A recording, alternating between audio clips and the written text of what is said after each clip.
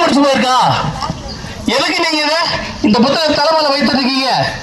என்ன உங்களுக்கு வேணும் அப்படி சொல்லி கேட்கிறப்போ, ஏதாவது உங்களை ஹாஸ்பிட்டல் சேர்க்கணுமா அப்படின்ற போது ஒருத்தர் கேட்கிறப்போ சொல்றாரா, என் தலைமையில இருக்கிற புத்தகம் என் வாழ்க்கையில இருந்த வரைக்கும் எத்தனையோ புத்தகத்தை நான் படிச்சிருக்கிறேன்.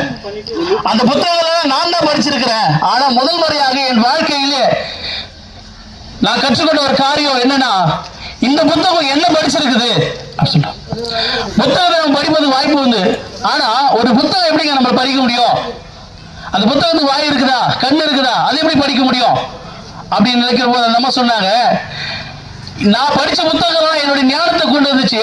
ஆனா இப்ப நான் படிச்ச அந்த புத்தகம் என் வாழ்க்கையில ஒரு மாற்றத்தை, ஒரு திருப்பமுனையை கொண்டு வருது. அதுதான் இந்த திருமறை, அதுதான் இந்த பைபிள், அதுதான் இந்த பரிசுத்த வேதாகமோ அப்படி சொல்லி என்ன பண்ணாங்களாம், தலைமையில வச்சு சுத்திட்டு இருந்தாங்களாம். அது மற்றவங்க கேட்கிறப்ப அது எல்லாருக்கும் அஞ்ஞானமா ஒரு பைத்தியகாரத்தனமா தெரியலாம். ஆனா நம்மளுடைய வாழ்க்கையில ஒரு மாற்றம். ஏன்னா